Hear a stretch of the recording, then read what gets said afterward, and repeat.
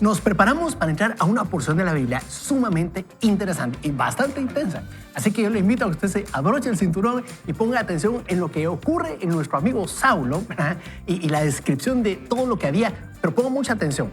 Los versículos hablan mucho de lo que ocurre alrededor de Saulo. Pero hay algo adentro de él que está ocurriendo que nos va a servir ponerle mucha más atención hoy para el tema que tenemos por delante. Así que prepárese, arrancamos. El crecimiento personal inicia con la lectura de la Biblia. Vaya con Dios.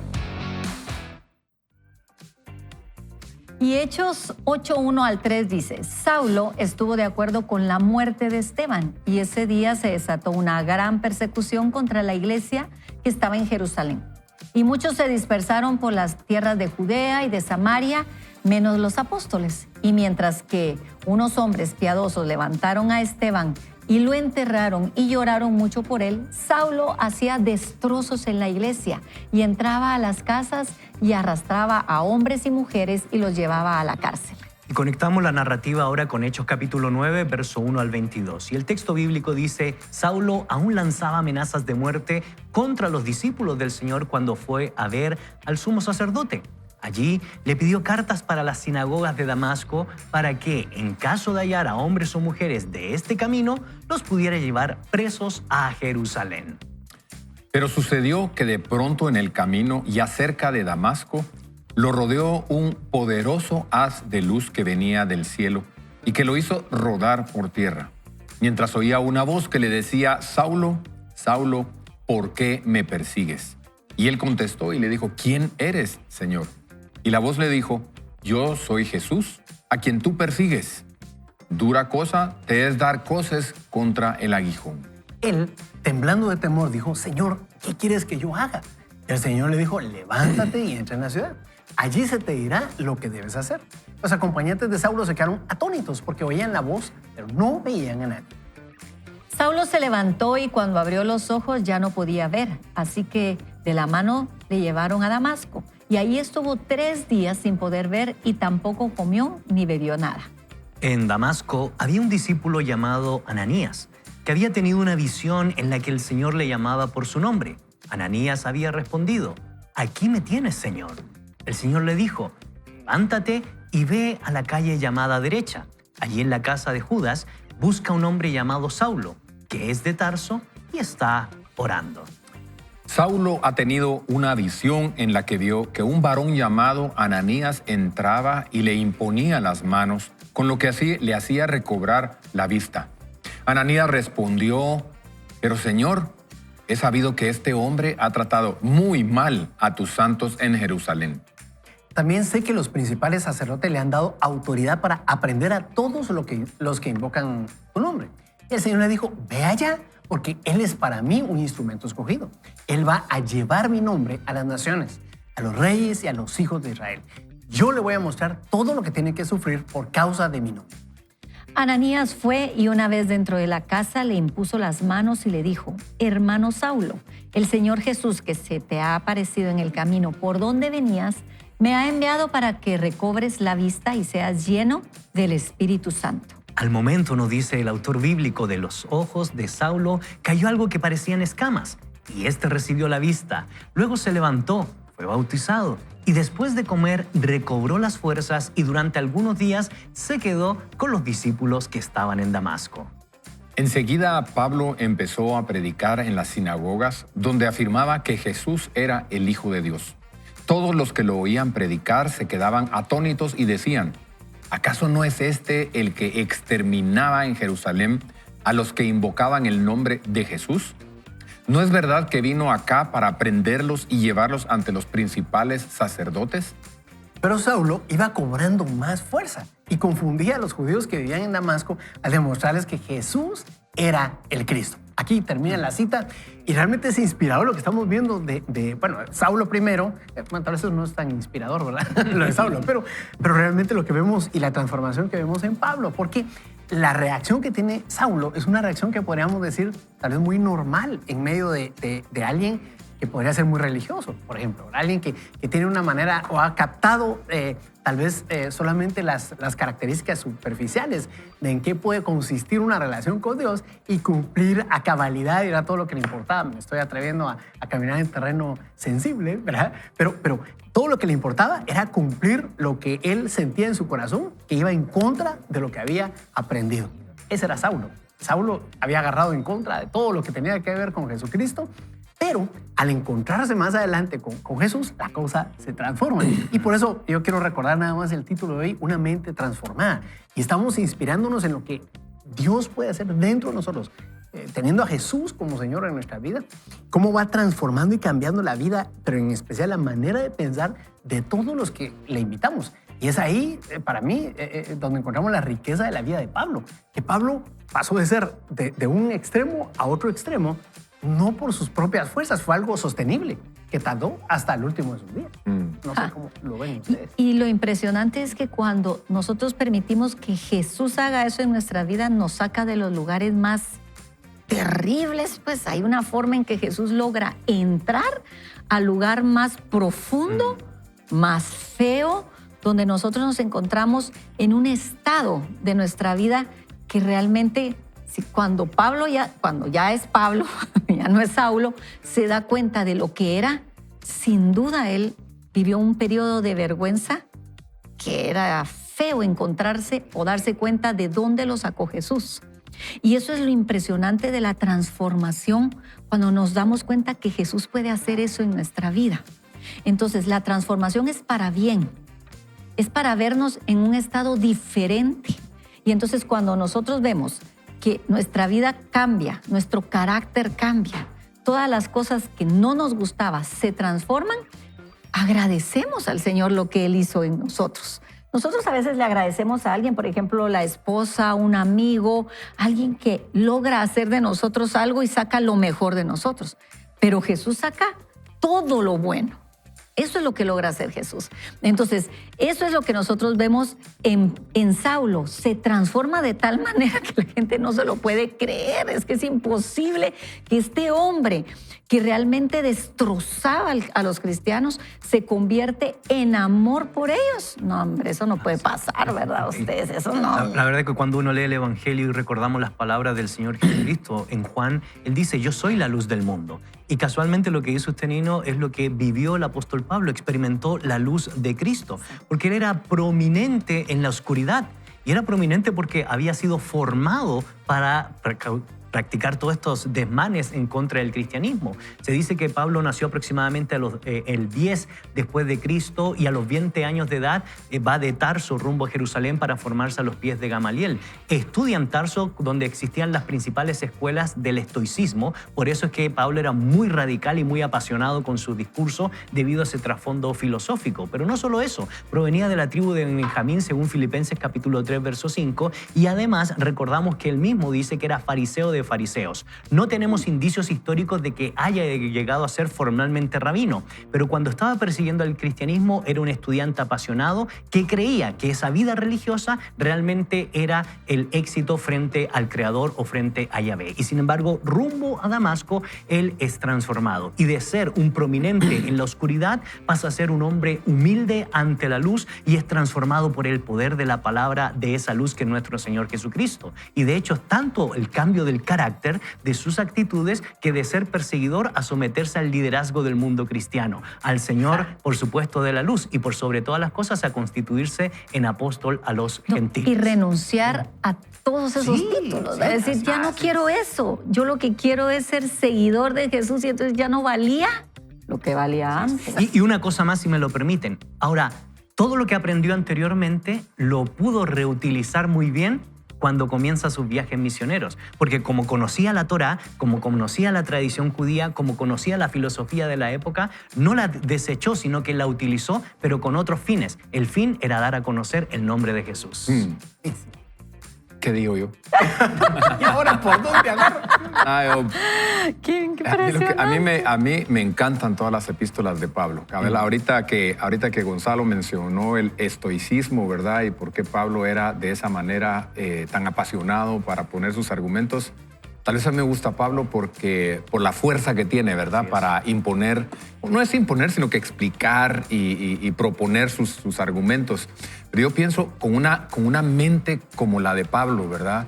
Con una mente tan iluminada y tan estudiada, ¿cómo podía Jesús hacer para llegarlo a él? Hablando del tema que estamos hoy tratando, que es una mente transformada. Yo decía, ¿cómo le puede llegar el evangelio a una persona que tiene tanto conocimiento? Porque mientras el hombre más conocimiento tiene, más argumentos para decir esto no, ¿verdad? Porque esto no es lógico, ¿verdad? Entonces la mente se va llenando de tanto conocimiento que al fin no necesitamos las cosas del Espíritu. Pero pienso yo cómo en el momento en que Saulo estaba decidido contra Jesús, Jesús estaba decidido por Pablo, ¿verdad? Y fue la manera como se lo encontró y le dijo, no vas a entender de otra manera, me voy a presentar de una manera sobrenatural. Sí, y ahí es donde tenemos que empezar a creer en las cosas sobrenaturales de Dios, queridos amigos. Si usted tiene algún pariente, algún amigo o usted mismo necesita entender bien a Jesús, dígale, haz algo sobrenatural en mi vida. ¿Y sabe qué? Dios hace cosas sobrenaturales hoy en día. A veces nosotros no entendemos de otra manera. Si no es Dios, yo me recuerdo bien una frase que me repetía mi mamá, bueno, a todos los hijos, decía, nosotros tenemos un Dios sobrenatural. Pídanle cosas sobrenaturales a Dios, decía ella, ¿verdad? Se me quedaba y así es. A ver, la mente con tanto conocimiento necesita un encuentro de ese tipo como el que tuvo Saulo. Cuando Saulo estaba empecinado por destruir a Jesús y toda su gente, Jesús se empecinó por llegar a su vida. Así es. ¿Y cómo le cambió la mente? Porque Es que entró por el Espíritu, ¿verdad? Y bien lo mencionaba Nino, realmente tuvo que pasar tiempo en el que la gente no reaccionaba. Primero reaccionó él que las personas que estaban a su alrededor. Y eso es buena señal, en el sentido de que algo estaba operando internamente. Ahora, ¿cómo traemos todo eso, lo que aprendemos del apóstol Pablo y de la transformación de Saulo a Pablo, a nuestras vidas? Creo que de alguna manera todos hemos dado aquí pequeñas cápsulas en el sentido de enfocarnos en la importancia de que Jesús esté en nuestro corazón. Para entonces nuestra mente empiece a sufrir una transformación y seamos realistas. Llevamos no sé cuántos años, ¿verdad? Yo por lo menos llevo 35 años de vida. Ya no, llevo 54 a mis 54 años de vida. Haber nacido de nuevo. Tal vez. ¿Cómo no van a haber formatos, hábitos, cosas que yo tengo arraigadas en mi mente y mi corazón que podría creer a estas alturas del partido que nunca van a cambiar? Sin embargo, bien lo decía y lo destacaba Ricky, en el Señor Jesús, en Dios, las cosas pueden ser sobrenaturalmente, más allá de la natura. Y cuando entendemos eso, nos damos cuenta que nuestra mente es naturaleza, es parte de nuestra naturaleza y puede ser transformada sobrenaturalmente si nos acercamos al Señor. Pero entonces vamos a recordar después las 8 decisiones sanadoras, porque la primera precisamente habla de reconocer nuestra necesidad. Mira. Y lo encontramos en la Biblia. Mira, Perdón, Enrique. en Dios, queridos amigos, todo el conocimiento que tengamos, todas las experiencias que hayamos vivido, todas las tragedias y los dolores que nos hayan pasado, todo lo usa Dios para su gloria y para darle a conocer el evangelio a otras personas. Ayer hablaba yo con una persona que vivió una tragedia enorme en su vida. Yo le decía, es momento que ya no empieces a preguntar por qué, sino es para qué, ¿verdad? Es para qué. Porque la conversión de Pablo, ¿saben qué nos recuerda? Nos recuerda que Dios puede encontrar a cualquiera que no lo esté buscando. Claro. Excelente. O sea, usted tiene algún pariente que no lo está buscando, Dios lo puede encontrar a él, ¿verdad? Y Dios un lo ejemplo puede encontrar. muy breve en la actualidad, el propio Francis Collins, estudiando la descifración genética del código genético, siendo de trasfondo agnóstico, sus padres eran agnósticos, él llega a la conclusión, esto está más allá de la naturaleza, esto es sobrenatural. Y fue así, por medio del estudio del código genético, que él llega finalmente a la fe revelada. ¿Cómo a la fe se llama de nuestro él? Señor. Francis Collins, el director del proyecto del genoma humano. Lo voy a leer. Entonces, eso es Impresionante. increíble, ¿verdad? Lo sobrenatural en el mundo intelectual es fundamental, porque si no está eso sobrenatural, ¿saben qué? Nino, hay un tremendo vacío. Exactamente. Un vacío Así es. espiritual, existencial y finalmente moral. Así Totalmente es. de acuerdo. Y por eso vamos a orar, vamos a pedirle al Señor que nos guíe a encontrar eso sobrenatural que solo Él puede hacer. Señor, con todo el corazón venimos hoy a decirte muchas gracias por lo que estás hablando, por lo que estás diciendo a nuestros corazones. Hoy queremos decirte que posiblemente estamos en la situación de no entender, no comprender o no creer en lo sobrenatural que tú puedes hacer. Pero si tú puedes hacer esto sobrenatural, en el momento en el que no creo y no entiendo, hoy te pedimos un milagro y que lo hagas sobrenatural en nuestras vidas. En el nombre de Jesús oramos, Padre, porque creemos que tú eres ese Dios grande. Vaya con Dios. Le invitamos a que usted se aliste en donde se encuentre porque viene a continuación un segmento fuerte, intenso y va a estar riquísimo. Este segmento tiene que ver con 8 decisiones sanadoras del libro de John Baker. Prepárese entonces porque arrancamos Next. Las heridas, complejos y malos hábitos estancan nuestro verdadero destino. Rompe con el pasado. Next. Decide y avanza. Y el título dice así: liberémonos de nuestros defectos de carácter. Si en este momento estás luchando con algún desorden, defecto de carácter, un mal hábito o un comportamiento y te estás preguntando muchas veces ¿por qué es tan difícil cambiar los defectos de mi vida?, hoy daremos respuesta a esta interrogante por medio del análisis de 4 razones que hacen difícil liberarnos de nuestros defectos de carácter. Veamos la razón número 1. Porque los hemos tenido mucho tiempo, algunos dicen. Es humano que queramos aferrarnos a lo que nos resulta familiar, así ello nos esté causando dolor. La mayoría de nosotros hemos tenido nuestros complejos y hábitos durante mucho tiempo, y estos se han desarrollado en el transcurso de muchos años.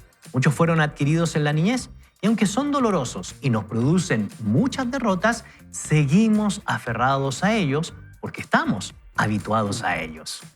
Nuestros complejos y malos hábitos se sienten tan cómodos como un par de zapatos viejos.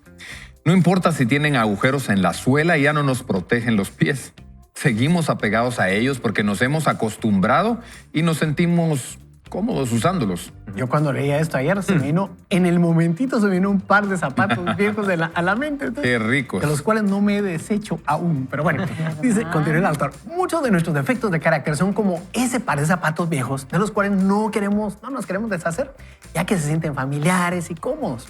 Además, los hemos tenido tanto tiempo que nos resulta difícil soltarlos. Vamos a hacer algunos comentarios aquí y creo que es importante lo que está diciendo John Baker porque muchas veces creemos que esas debilidades en nuestro carácter, esos detalles en nuestro carácter nos van a acompañar toda la vida. Y era lo que platicábamos hace un rato. Ya llevamos buena parte de la vida tal vez con ellos y podríamos creer que así nací, ¿verdad? Así nací Claro. para no enfrentar las cosas, no comenzar nada nuevo. Si a la primera me derriban, pues ahí se acabó el asunto y mejor en paz, ¿verdad? No sé cómo lo ven ustedes.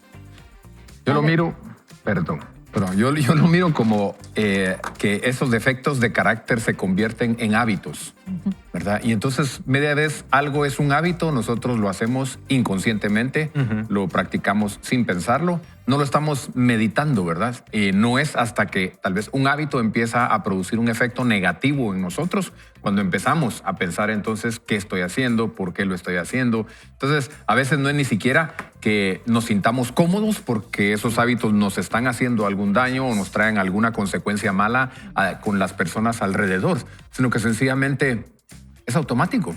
Y después empezamos a pensar, así soy yo. Y no es cierto.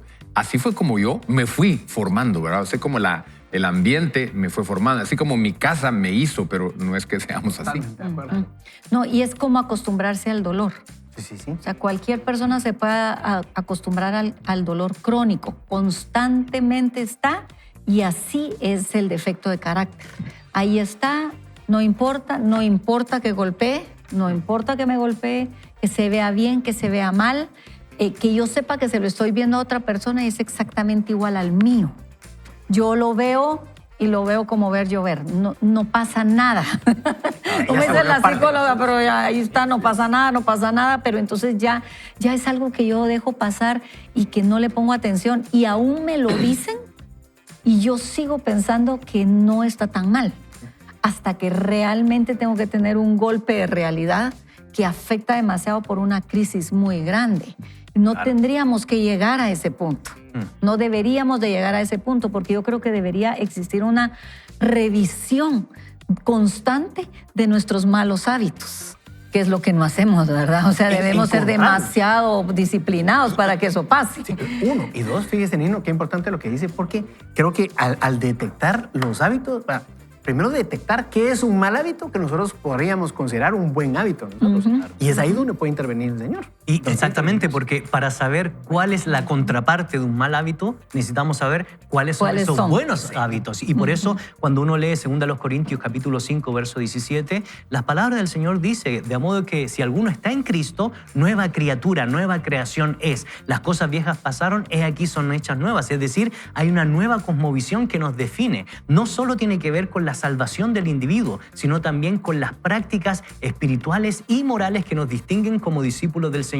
Brevemente, cuando Pablo le escribe a Tito, que se encuentra en la isla de Creta, dice que el liderazgo y los ancianos, como también las ancianas de ese lugar, deben ser irreprensibles, deben ser sobrios, deben ser personas que no practiquen la rebeldía. Y uno dice, pues es obvio, es que en esa época no era tan obvio, porque la rebeldía, según el filósofo Epimónides, era un alto distintivo de los cretenses. De ahí deriva la palabra cretino, del propio filósofo.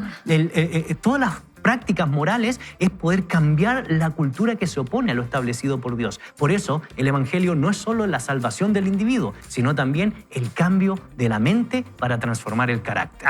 El cambio de la mente. Estoy disfrutando el programa, ustedes parecía que me están dando duro todo. Solo una pregunta, Ricky. Fíjate que alguien escribe en Facebook, ¿cómo se llama la persona que mencionaste? La psicóloga. La psicóloga, Marian Rojas Estapé. Marian Rojas Estapé. Por ahí va la respuesta entonces, Alejandra Solorzano. Pero continuamos con la lectura entonces. Muy bien, razón número 2. ¿Por qué confundimos nuestra identidad con nuestros defectos? Con frecuencia confundimos nuestra identidad con nuestras fallas de carácter. Decimos, es que así es como soy. Siempre he sido de esta forma. Nos identificamos por medio de nuestros defectos cuando decimos, es típico que yo trabaje más horas de la cuenta. Híjole, eso me cayó. Es normal para mí que tenga sobrepeso. Me es familiar que yo sea ansioso o pasivo ante diferentes situaciones. Es típico de mi personalidad ser temeroso. Es normal que yo tenga mal genio o que sienta lujuria. Al final decimos, es que así soy yo, ¿verdad? Ajá. Así, ¿verdad? Sí. Bueno, dice, nuestras palabras y pensamientos se convierten en profecías autocumplidas. Si usted dice, siempre me produce nervios subirme a un avión, ¿qué cree que va a pasar cuando se suba a un avión? Se va a poner nervioso. Así es. A veces nos identificamos tanto con nuestros defectos que nos preocupa perder la identidad si los anulamos. ¿Seguiré siendo yo? Ha sido parte de mí tanto tiempo que tal vez me convierta en otra persona si le pido a Dios que me lo quite. En las reuniones de los grupos pequeños de Celebremos la Recuperación, cuando alguien comparte, se presentan diciendo, hola, mi nombre es Bob. Soy un creyente que lucha con el enojo. Noté que la identidad de la persona está en su creencia en Jesús. Sus heridas, complejos y hábitos no la definen. No debemos permitir que los defectos de carácter que tenemos que cambiar se conviertan en nuestra identidad. Excelente. Vamos a hacer una breve ronda de comentarios en relación a lo que acabamos de leer y yo solo quiero destacar aquí cuán importante es estar acudiendo continuamente a Dios entonces. Porque lo decía Nino anteriormente, digamos, podríamos estar encontrando, podríamos tener hábitos, ¿verdad?, negativos que hemos adquirido, que son parte de nosotros, o estar viviendo con dolor, así como nos pasa a veces con el dolor de un hueso, que estamos ahí aguantándonos y tal vez nos tomamos algo y ahí se nos olvida y seguimos con el dolor físico. Podríamos tener algo que nos está produciendo dolor y ya se volvió parte de nuestra identidad. Pero aquí está lo interesante. Para nosotros ya está camuflajeado, ¿verdad?, el hábito o ese defecto de carácter.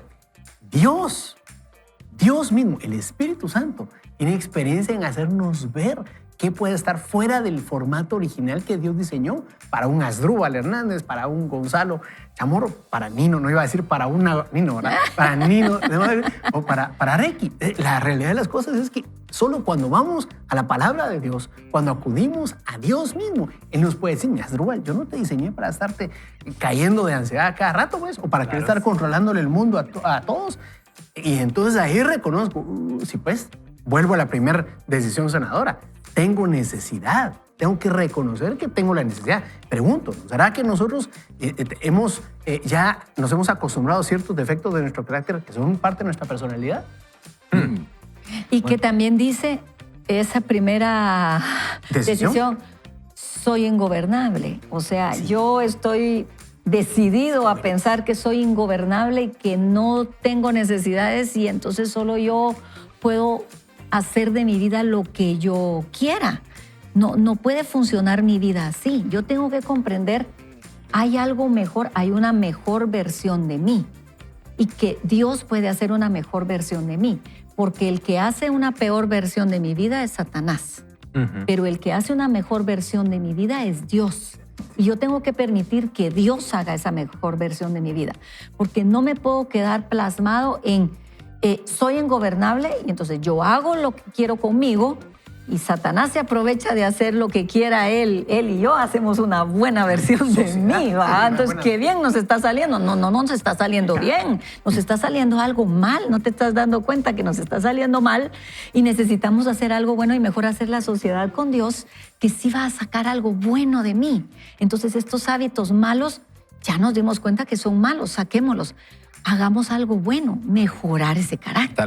Tal vez el mejor ejemplo de esto que estás hablando, que puedo ver yo en la Biblia, es cómo el apóstol Pablo, que estamos hablando de nuestro querido amigo Pablo hoy, ¿verdad? Cómo el apóstol Pablo cometió ese error también. Él identificó su fracaso con su identidad. ¿Se acuerdan? En Romanos capítulo 7, cuando él dice, porque no hago el bien que quiero, sino el mal que no quiero, eso hago. Y si hago lo que no quiero, pues ya no lo hago yo, dice. O sea, ahí se quita como la responsabilidad, sino que dice, así soy yo, sino que es el pecado que mora en mí. Y luego entonces ahí es donde empata su fracaso con su identidad cuando dice, miserable de mí. O sea, soy un miserable. Pues. Entonces adentro él pensaba, como soy un miserable, entonces hago esto. ¿Quién me librará de este cuerpo de muerte? Lo bueno es que él mismo se da la respuesta después, ¿verdad? Porque lo que decía Nino cabalmente es, gracias doy a Dios por Jesucristo. O sea, Jesucristo le iba a quitar lo miserable que tenía. Entonces, cuando nosotros empezamos a empatar o a identificarnos con nuestro fracaso, vamos a seguir fracasando. Cuando nosotros empezamos a empatar nuestra identidad con lo que Dios dice y hace en nosotros, ahí empieza la victoria, queridos amigos. Y por eso también tenemos que traer a colación qué es lo que Jesús nos enseña acerca de la cosmovisión del reino. Por eso la invitación es leer también el Sermón del Monte, Mateo capítulo 5 al capítulo 7, donde se nos dice, oísteis que fue dicho, pero yo os digo, por la dureza de vuestros corazones es que tenían este tipo de práctica, pero yo vengo a transformar todo eso porque vengo a darle dignidad tanto a la mujer como al hombre. Si ustedes recuerdan, y no hace mucho tiempo atrás, se decía popularmente, es que me golpea porque me ama.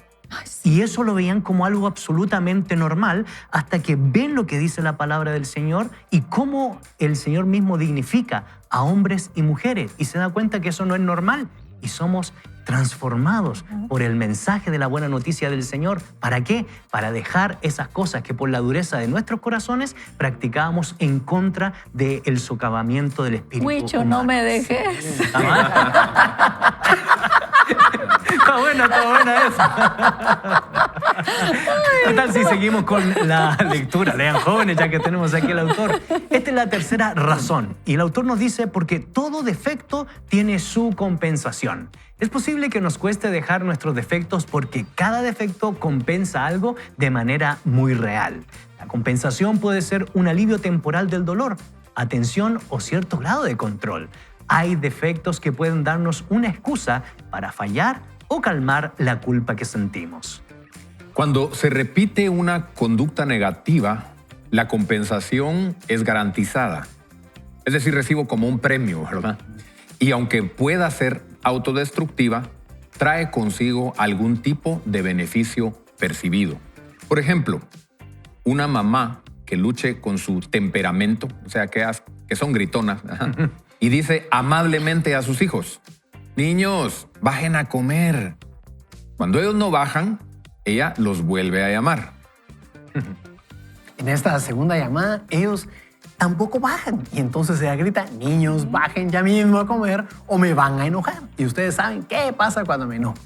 Entonces ellos van a comer. Pongan atención a esto. De forma inconsciente, los niños han predispuesto a su mamá para gritar y enojarse.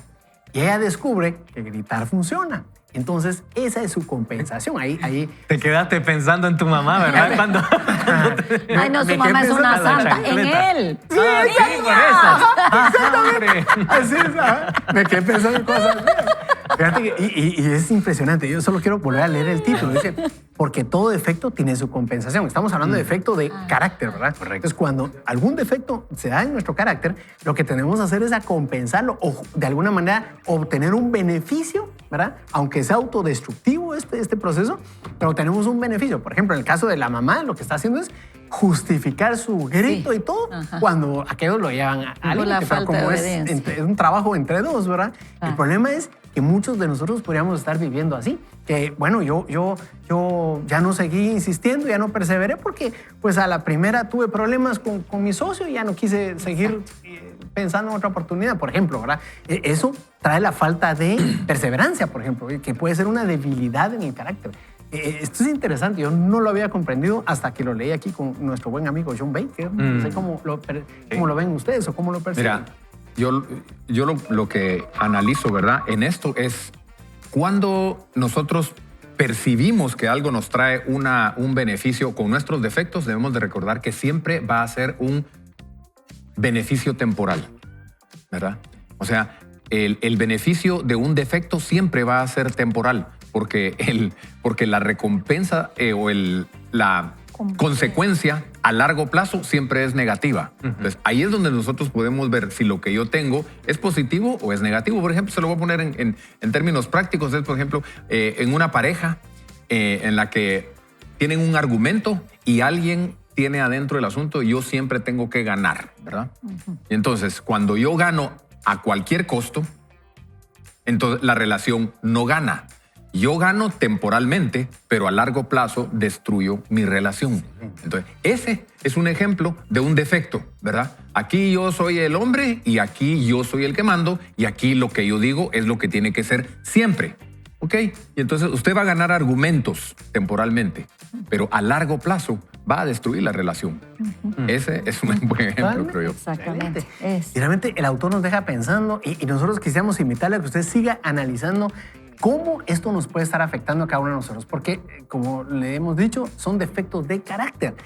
El temperamento está incluido en ello, pero el carácter es mucho más, es todo lo que hemos venido construyendo nosotros mismos y cómo nos desenvolvemos con los demás, particularmente en la relación interpersonal, porque ahí es donde estamos enfocados a través del libro que estamos leyendo. Vaya con Dios. Yo creo que es algo que no termina porque bien lo decía Ricky, de alguna manera a veces podríamos dejar de hacer lo que hacíamos al principio y de repente volver a caer por nuestra tendencia natural. Pero Nino dijo algo bien importante, aparte de la esencia de lo que expresaba, y es que tuvo a Ronnie a la par. tuvo a alguien que le estuvo ayudando, ¿verdad? Lo que decía Ricky de otra forma. Es fabuloso y gracias por ser vulnerable, Nino. Yo creo que realmente todos tenemos ese tipo de cosas con las que necesitamos ponerle atención, pero por sobre todo procurar cerrar los ciclos, ¿verdad? O procurar trabajar y de veras llegar a la raíz. Mencionaba lo de la comida, mencionaba muchas cosas importantes que creo que ahí tenemos un buen legajo donde podríamos identificarnos varios. ¿Y por qué no le ha ido al Señor hoy? Vamos a orar al final de este programa y quisiera destacar a continuación o con lo que nos toca leer, ¿verdad? Vamos a hacer un breve resumen. Hemos visto 3 de las razones que, según John Baker, hace difícil o por eso se vuelve difícil liberarnos de nuestros defectos de carácter, ¿verdad? La primera es porque hemos tenido estos defectos de carácter por mucho tiempo, eso lo vimos en el segmento anterior. Aparte, porque también confundimos nuestra identidad muchas veces con nuestros defectos. Y por último, vimos cómo nuestros defectos tienen una compensación. ¿verdad? Nos proporcionan esa compensación al momento de autodestruirnos con esas debilidades en el carácter. Y ahora vamos a ver la última, porque Satanás desalienta nuestros esfuerzos de cambio. Esta es la número 4. El diablo siempre trata de llenarnos la mente de pensamientos negativos. Él es el acusador que le susurra al oído. Esto nunca va a funcionar. Tú no puedes hacerlo. Nunca cambiarás. Tal vez usted ha estado viendo o escuchando el programa y ha estado pensando, qué material tan bueno. De verdad me gustaría librarme de este hábito. Quisiera dejar de odiar a tal persona. Me gustaría dejar de sufrir por aquella experiencia dolorosa que tuve en la escuela. Me encantaría cambiar. Sin embargo, Satanás empieza a acosarle. ¿Quién te crees que eres? ¿Cómo se te ocurre que vas a cambiar? Olvídalo. Otras personas pueden cambiar, pero no tú. Estás atascado. No hay esperanza para ti. Ni siquiera lo pienses. Peor que eso, le dice, si cambias este aspecto de tu vida, ¿quién vas a ser? La Biblia dice que Satanás es un mentiroso. El diablo, desde el principio, dice, este ha sido un asesino y no se mantiene en la verdad porque no hay verdad en él. Cuando miente, expresa su propia naturaleza porque es un mentiroso. Es el padre de la mentira. Para contrarrestar las mentiras del enemigo tenemos la verdad que nos hace libres. Jesús dijo, conocerán la verdad y la verdad los hará libres. A medida que usted crece en la verdad de Dios y se somete voluntariamente a los cambios que Él le tiene reservados, descubrirá la dicha de hacer lo que Dios quiere que haga. Recuerda la ilustración que vimos en el programa de ayer, la del piloto automático que conducía el bote. La única manera de cambiar la dirección de nuestra vida a largo plazo es reajustar nuestro piloto automático. De eso se trata la decisión de ser transformados. Recuerde también el versículo que dice que somos transformados por la renovación de nuestra mente. Si queremos cambiar nuestra vida, tenemos que reajustar el piloto automático de nuestra manera de pensar. Nuestros pensamientos determinan nuestros sentimientos. Nuestros pensamientos, vuelvo a reiterar, determinan nuestros sentimientos y nuestros sentimientos determinan nuestras acciones. ¿Cuáles son los defectos de carácter que está tratando de anular con el uso de su fuerza de voluntad? ¿Ya se cansó? ¿Ya se dio cuenta de que no podrá lograrlo sin reajustar ese piloto automático? Con el poder de Dios, su mente puede ser transformada y reajustar su piloto automático. Cuando yo tomé esta decisión, dice John Baker, esta decisión sanadora, todos mis pecados y las fallas de mi pasado dejaron de ser un secreto. Por fin estuve dispuesto a permitir que Dios me cambiara quitándome los defectos de carácter. Estuve dispuesto a dejar que Él, Dios, ¿verdad?, manejara mi piloto automático. El precio que pagó fue simplemente permitirle a Dios que transformara mi mente en su naturaleza, su condición y su identidad. Yo pensaba que mi mayor defecto era mi adicción al alcohol, pero aprendí que tan solo era un síntoma. Esto es importantísimo. Perdón que me atreva a interrumpirla. Sí. Usted puede repetir esta frase. Pongámosle mucha atención porque a veces el problema no es el problema, ¿verdad? Veámoslo, por favor. Yo pensaba que mi mayor defecto era mi adicción al alcohol, pero aprendí que tan solo era un síntoma. Dios me mostró que mi mayor defecto de carácter era mi falta absoluta de autoestima. Cuando era joven, nunca me sentí aprobado por mis profesores, entrenadores, padres, novias, compañeros, por nadie. Traté de esconder ese bajo concepto de mí mismo con el ego más grande del mundo. Créame, dice el autor, no es una manera muy plácida de hacer el recorrido por la vida. Llevé conmigo a todas partes mis fallas de carácter, hasta que me sometí al proceso de recuperación. Fue cuando tomé la decisión de ser transformado en la que Dios me cambió.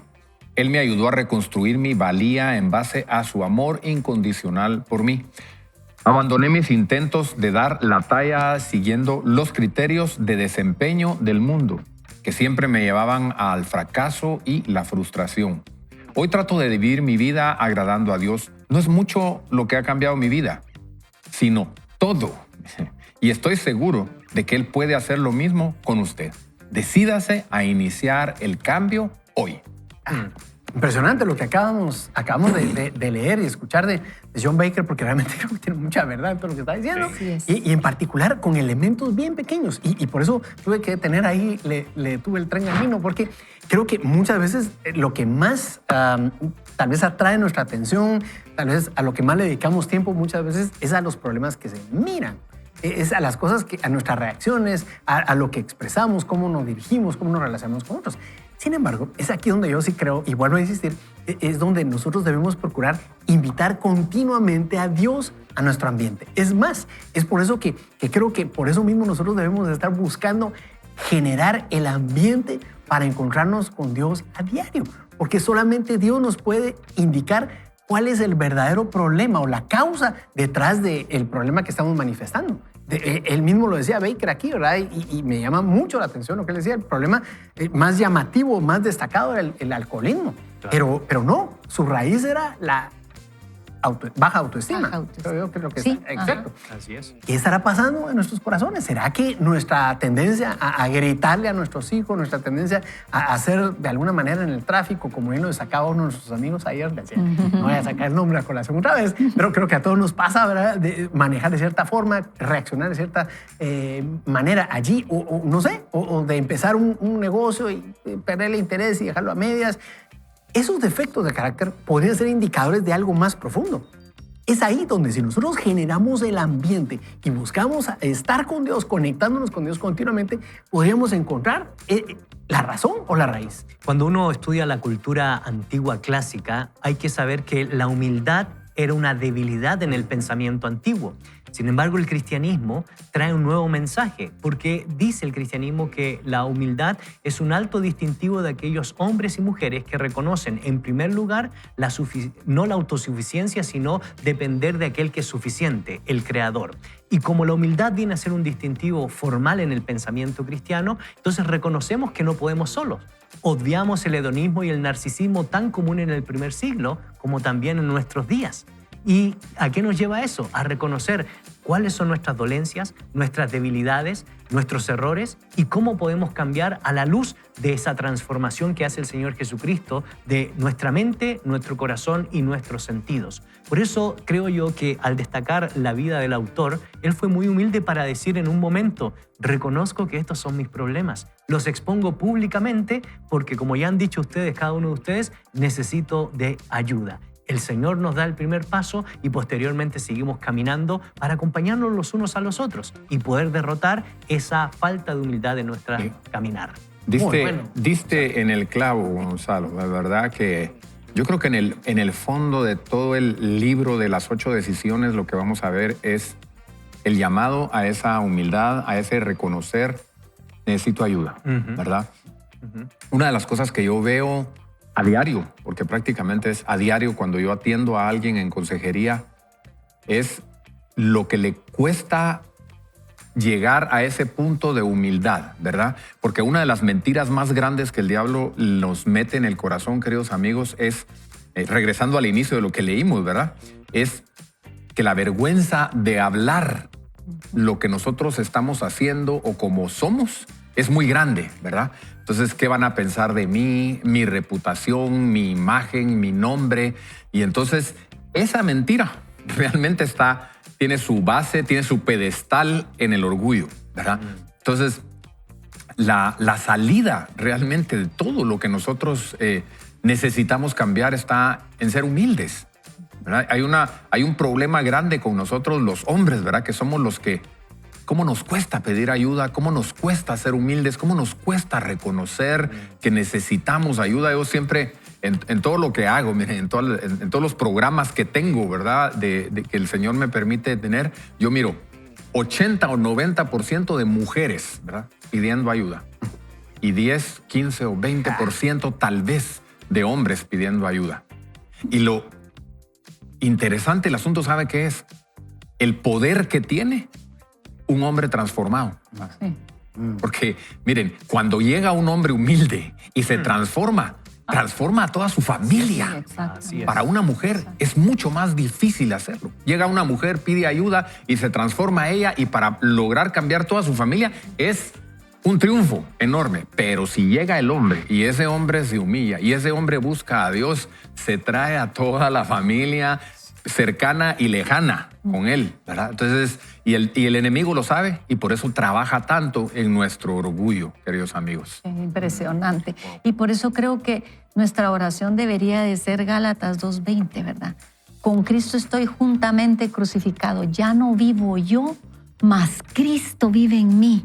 Y lo que ahora vivo en la carne, lo vivo en la fe del Hijo de Dios, el cual me amó y se entregó a sí mismo. O sea, ya no puedo ser yo. Tiene que ser Él en mí, porque sinceramente ustedes, solo puede ser lo que Cristo hace, Jesucristo hace en una transformación completa en mi vida y humildemente decirle, Señor, yo confieso que tú lo tienes que hacer en mí. Yo no lo puedo hacer solo. Si lo intento hacer solo, ya hice todos los intentos posibles, ¿verdad? O sea, ya yo. ¿Cuántos de ustedes, amigos, pueden decir, yo ya traté todos los intentos, ya por todos lados, con toda la gente posible? Pero cuando uno dice, lo logré cuando ya Jesucristo entró en mi corazón e hizo su trabajo, es impresionante. Al leer este libro uno dice, de verdad, el Señor puede hacerlo. Por eso, ya no vivo yo más. Cristo vive en mí, tiene un poder en mi boca. Al confesarlo y al decirlo, entonces empieza la transformación y el milagro completo en la humillación, en lo que realmente puede pasar. Entonces es transformador. Y somos transformados por Cristo, en Cristo, y nos dirigimos hacia Cristo. Y eso es también un grado de responsabilidad que nos toca a nosotros, de cultivar cotidianamente o constantemente nuestra mente, nuestros pensamientos, para poder enfrentar este mundo. Y lo digo porque el autor dice, nuestros pensamientos determinan nuestros sentimientos y nuestros sentimientos determinan nuestras acciones. La pregunta es, ¿qué sucede si no estamos cultivando nuestros pensamientos? ¿Cómo van a ser nuestras acciones? Nuestras acciones son el fiel reflejo de en qué y en quién cultivamos nuestra manera de pensar. Lo digo porque Pablo dice en Romanos capítulo 12, verso 1 y 2, por lo tanto, amados hermanos, les ruego que entreguen su cuerpo a Dios por todo lo que Él ha hecho a favor de ustedes, que sean un sacrificio vivo y santo, la clase de sacrificio que a Dios le agrada. Y el texto continúa diciendo, esa es la verdadera forma de adorarlo. No imiten las conductas ni las costumbres de este mundo.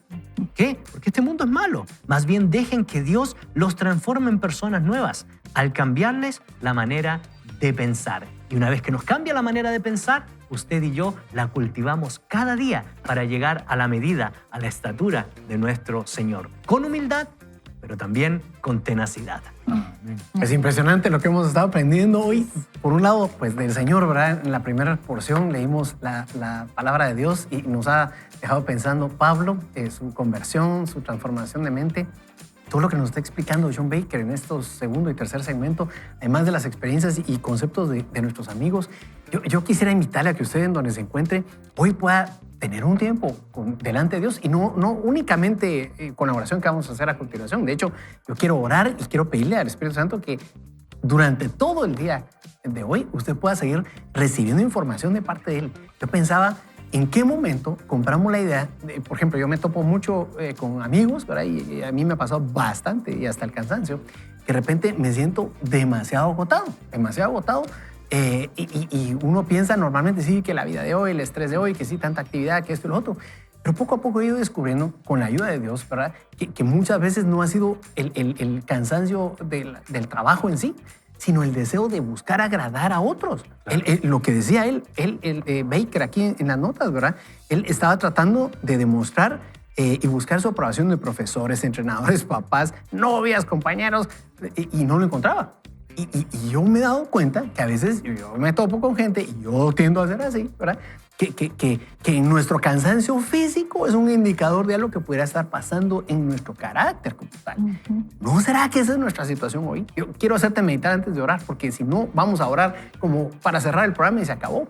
Pero no, yo creo que es importante que antes de orar seamos conscientes que Dios nos podría haber estado hablando desde hace algunos días atrás en relación a este tema. Y tenemos que hacer algo, pues no vamos a terminar nuestros días en el mismo ciclo de agotamiento y tratando de andar recibiendo honra de todos un poquito para poder subsistir. No, es tiempo de dar el siguiente paso. Bien lo decía Nino, tomé los pasos necesarios, me tomé la mano del Señor, le entregué cuentas a una persona y seguí para adelante. Mis amigos lo confirmaron y creo que ese es un buen momento. Oremos entonces y pidámosle a Dios que Él nos ayude, que sea Él el centro de nuestras vidas para que no necesitamos más aprobación de nadie, para que podamos ser hijos responsables y que seamos y vivamos como nuevas criaturas. Ahí donde usted está, si puede hacerlo, cierre sus ojos y acompáñenos. Dios bendito, venimos ante ti a pedirte ayuda, a pedirte una intervención poderosa, porque podría ser que nuestra vida esté como esté, la vida de nuestra familia, la vida del trabajo, del lugar de trabajo, de la empresa donde estoy, de toda mi familia extendida, podría ser que esté así, porque yo mismo, Señor, he vivido en automático, he vivido en un piloto automático, como lo decía este autor, Señor. perdóname. ¿Qué tal si le dices ahí donde estás al Señor? Perdóname, Dios. Perdóname porque por ratos me he ido en piloto automático y busco la misma mecánica de siempre, Señor. Empiezo a saturarme de actividades, empiezo a justificar mi mal temperamento, empiezo a justificar la manera en que debo tratar a otros y creo haberlo alcanzado ya. Hoy te pido que intervengas poderosamente en mi vida, que me ayudes a ver a las personas como tú las ves y a sufrir una transformación completa de adentro hacia afuera. Ven a mi vida, Jesús. Repite conmigo. Jesús, sé el centro de mi vida. Sé el centro de mi corazón, de todo lo que hago, Señor. Y te pido en el nombre de Jesús, ayúdame a darme los pasos necesarios para ser libre de todo aquello que está debilitando mi carácter. Carácter como hijo tuyo y carácter como perteneciente a una familia, a un trabajo y demás. Gracias, Señor. Ayúdame. Escribe mi nombre en el libro de la vida. Te pido, en tu nombre oramos, Jesús. Amén y amén. Riquísimo este tiempo. Comparta el programa de hoy con todos sus amigos y queremos dejarle un versículo importante para nosotros, el versículo del día. Así es. De modo que si alguno está en Cristo, ya es una nueva creación. Atrás ha quedado lo viejo, ahora ya todo es nuevo. 2 Corintios 5:17, o sea que ya no hay acusación de Satanás. Excelente, Así excelente. es. Y le quiero comentar también que hoy vimos 4 razones que producción nos va a poner en pantalla, así que tómele una fotografía por la que nos cuesta cambiar nuestros defectos de carácter. Seremos confrontados con ella, en primer lugar, porque hemos tenido estos defectos de carácter por mucho tiempo. En segundo lugar, confundimos nuestra identidad con nuestros defectos. Tercero, nuestros defectos tienen una compensación. Y cuarto, Satanás desalienta nuestros esfuerzos de cambio. Y el consejo que les quiero dejar para finalizar, queridos amigos, lo escribí porque no me lo quiero sacar de la manga, como decimos, ¿verdad? Es el secreto de una vida transformada es la humildad. Reconocer que estamos mal y que necesitamos pedir ayuda tal y como lo hizo el apóstol Pablo en el camino de Damasco. Así es que quitémonos el orgullo, pidamos ayuda y seamos libres. Le invitamos mañana, continuamos con este tema, está caliente y le invitamos a que usted también pueda extender esa conexión con otros amigos que seguramente lo van a recibir bien como nosotros. Esto no va más, por eso le invitamos a que no vaya solo ni mal acompañado, sino más bien vaya con Dios.